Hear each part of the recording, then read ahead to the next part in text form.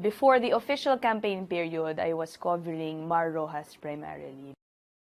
Until when our bosses started hearing that Duterte may really join the presidential race, I was told to prepare myself to possibly move to a different subject.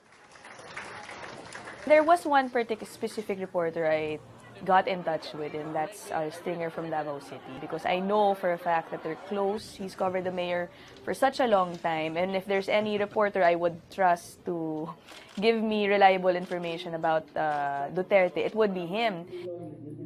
And back then, parang he was also uncertain, really. He would hear, just like me, stories that yes, he's really firm on running, but then on certain days, hindi rin pala sure.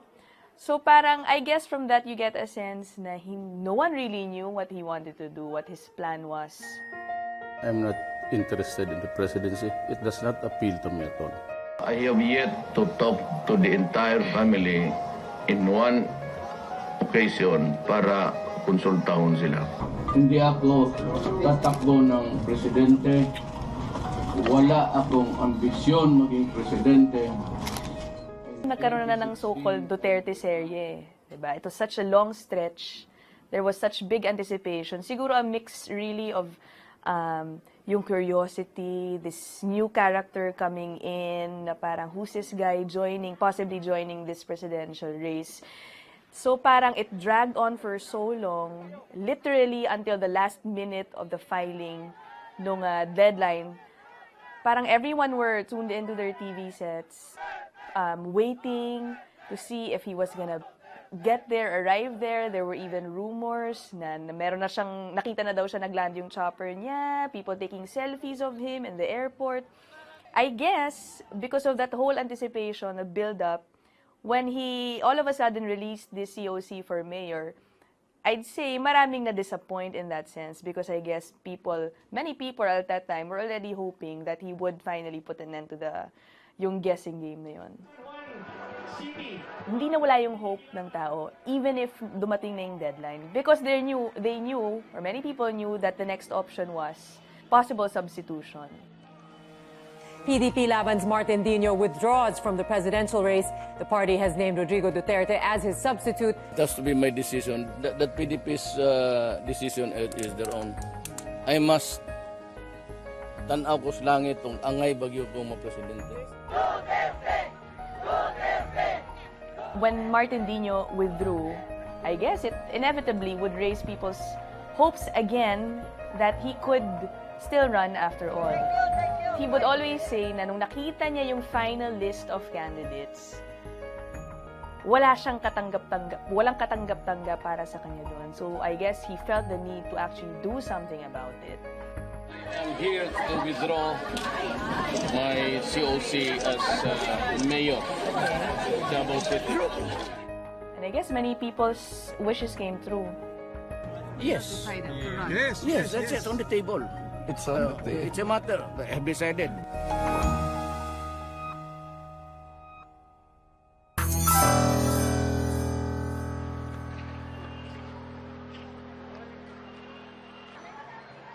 When you walk the streets of Davao, parang yung sense of pride talaga nila is there because many of the houses have posters on them. Many establishments, businesses, kahit saan kanto ka talaga makita. Yung parang kitang-kita mo na they're so proud of this mayor. Karamihan sa kanila hindi naman talaga nami-meet pa si mayor siguro, nakakausap ng one-on-one.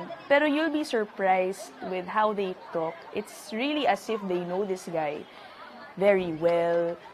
It somewhat unites them. You see their unity when they talk about their mayor, their longtime mayor. And that they're just confident that he'll do the same thing for the country if he wins. His whole political life has always been in Davao.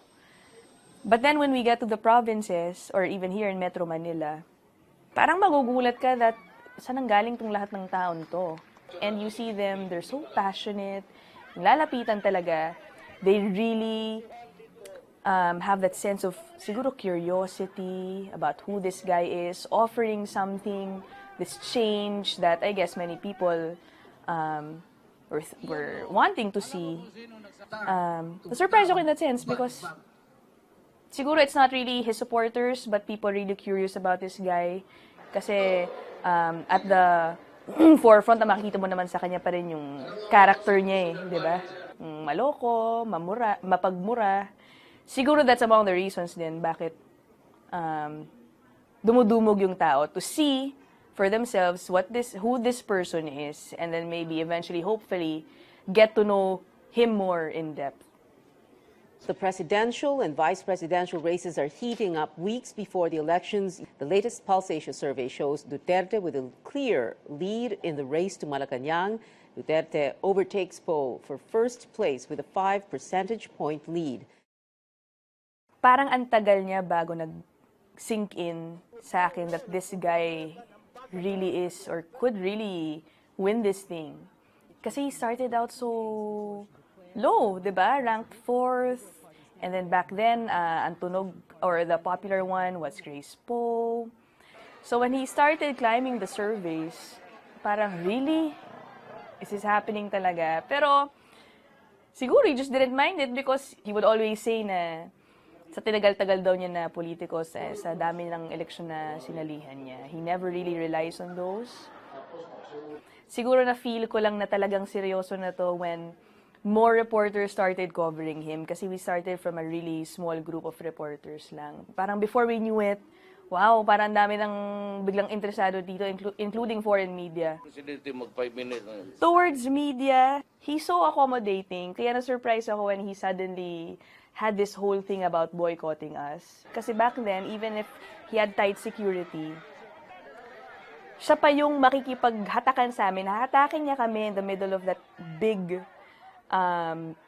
ambush interview crowd na sobrang siksikan. Pag nakikita niya na kaming naiipit, siya pa yung hahatak sa amin para makalapit na sa kanya.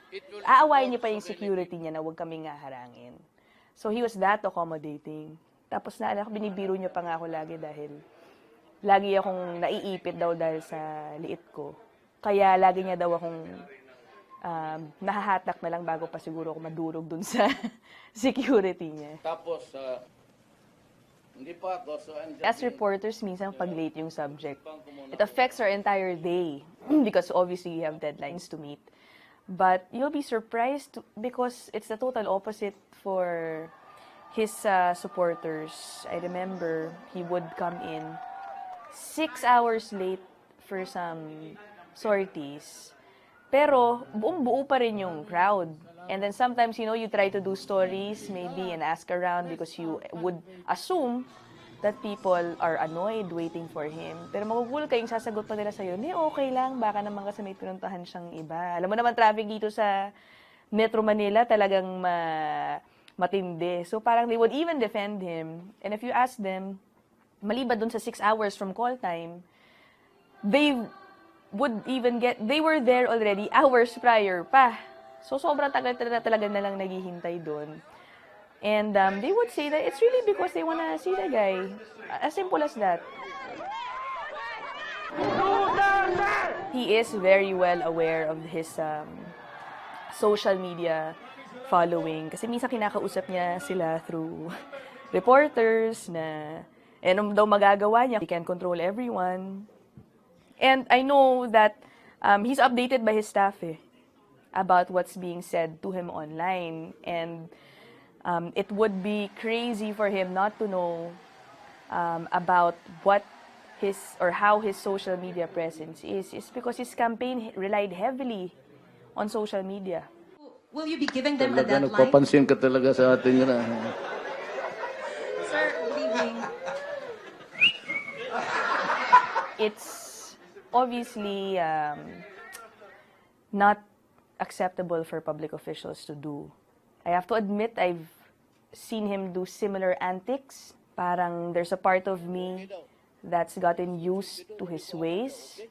It takes extra effort to really remind myself also that, hey, doesn't mean that you see this guy do this all the time, that it's something you should accept. But then, it's really difficult to do also. Sometimes you forget. Ang hirap din kasi because you get drawn into his character. you have to be conscious all the time to balance out your perception of him.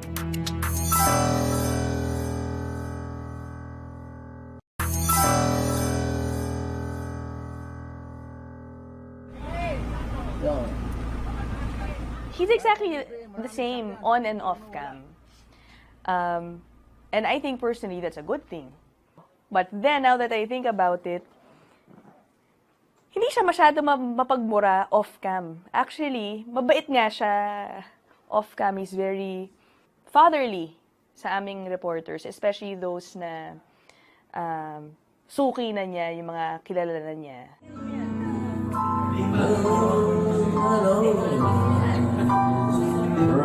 Nag-videoke kami one time. He goes to this bar, his favorite bar in Davao after a long day. Kahit paanong oras siya matapos nun, minsan pupuntahan pa rin niya kahit mga 2 a.m., 3 a.m.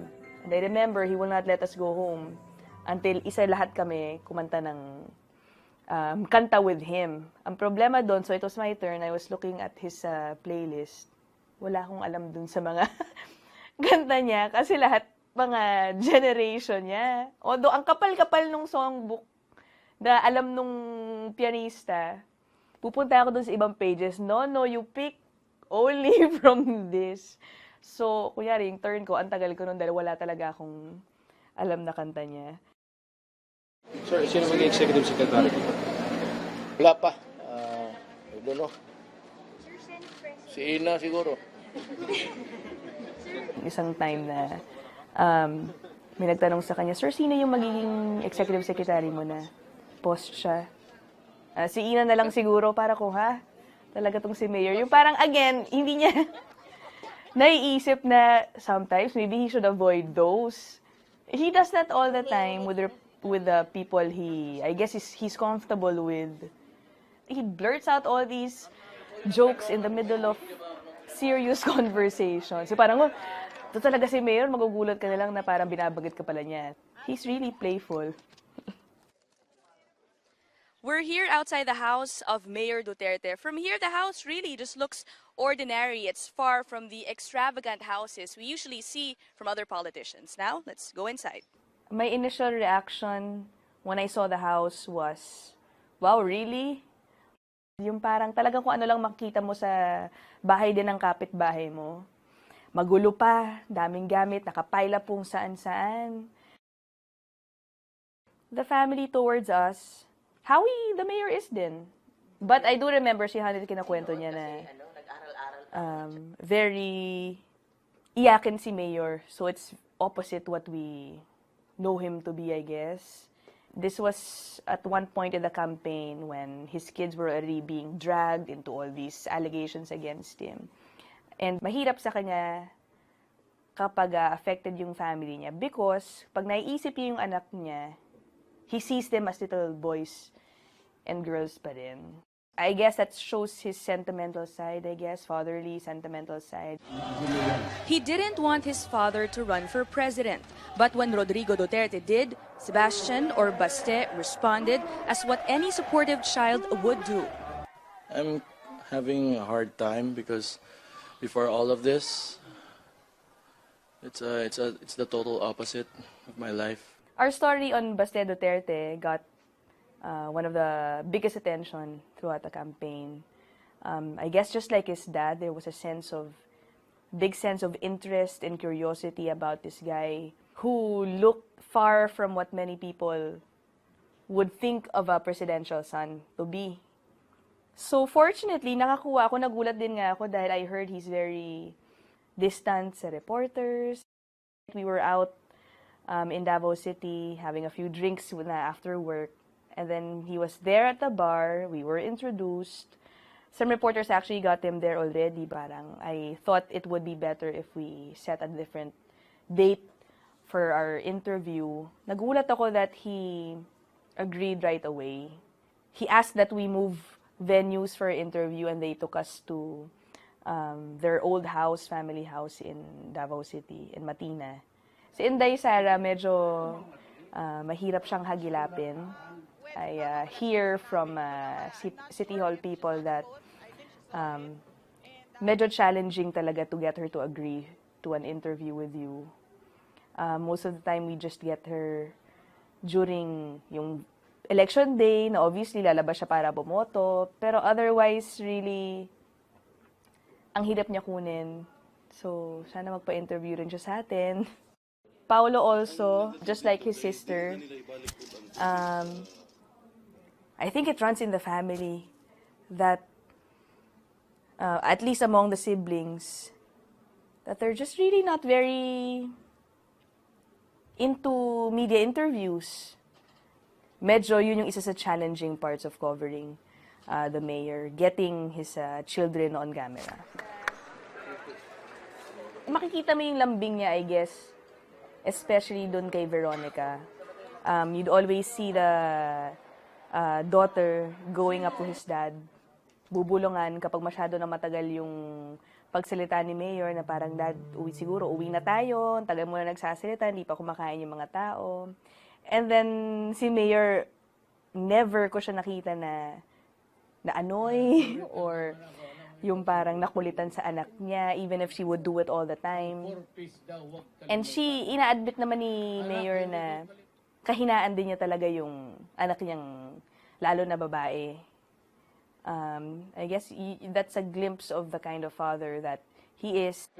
Beyond his toughness, posible na ganun din siya ka lambot, or his soft side is just as big.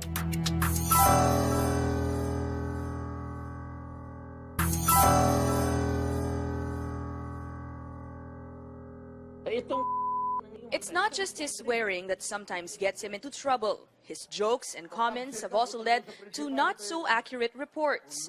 Media report on what he says, only to find out later that he wasn't serious. One challenge din sa pag-cover kay Mayor is making sure that you don't sound biased, because it's really difficult to do, especially when you try to describe the crowd you see in his sorties. It's difficult to report that in a way because, some people feeling ko might say na, oy, grabe naman, napaka-drama nito, napaka-biased kay Mayor Duterte. Kahit campaign pa, there was already this sentiment among his social media following that some media entities are biased. Supporters are so aggressive, they will tell you if they see a camera, no matter what TV station you're from. Nagko-cover ka dito, siguro naman ilalabas mo yan, O baka pupunta-punta ka dito, hindi mo yan i-ere. They're that aggressive. Tapos, makikita mo rin dun how they treat some networks that feeling mo endanger yung physical beings namin dun sa sorties. That's how aggressive they are. I guess it's sad because one consequence of his statements would be having people doubt the media. And as reporters, we have nothing but our credibility and the perception that we should be impartial at all times. Now, if we have a president saying that some reporters are corrupt, it might affect everyone already. But the sad part is some people might take it generally and assume that all reports, let's say, against the president, biased kami, kaya na mag-report. So, I guess it's, a challenge for reporters today to be extra careful and maybe think back on how we should be reporting. Maybe we should go back to the basics. Duterte is still leading the race. He is ranked number one. I hereby proclaim Rodrigo Roa Duterte as the duly elected president. Let us begin the healing now. Sabi nila yung a vote for Duterte is a protest vote. What made him win? There's a possible strategy, and on top of that, I think it's his clear messaging. He had a very clear message for change. It was consistent throughout the campaign. It was clear he was anti-drugs, anti-crime, anti-corruption. He stuck to those, and I guess it resonated with 16 million people who apparently are looking for that. I'm somewhat convinced that he's gonna try to do what he said he's gonna do. It's a matter of whether or not he will successfully do it. Many people see him as, you're not your usual politician. Yung parang masisense mo that yung sense of hope ng people, marami talagang umaasa na gawin niya yung sinasabi niya. He's worth chasing, I know, because a lot of people are interested in his story. We saw that during the campaign. Clearly, meron talagang interest sa kanya. And of course, what we will always deliver is what people also would want to hear or know about. Now that he's president, many expect him to change his ways to give respect to the office that he now holds. I guess many people really are waiting for that, kung ano talaga siyang magiging once he's officially assumed his post. If I do end up covering him for the next 6 years, I'd use it to my advantage that I was there since day one. Pero I guess I'd be in a better position to actually compare and see yung mga sinasabi niya noon, and then kung ano yung na-deliver niya after 6 years, I'd always be willing to point that out for the people. 16 million people voted for him. It's not the majority, but he won. So, we have to just see what he's gonna do. Many people definitely asked for it. He won the presidency. So, it's the office of the president, and no matter who's there, we should still give a certain level of respect and see, I guess, what's gonna happen. God bless our country, the Philippines. And may God bless the Filipino people.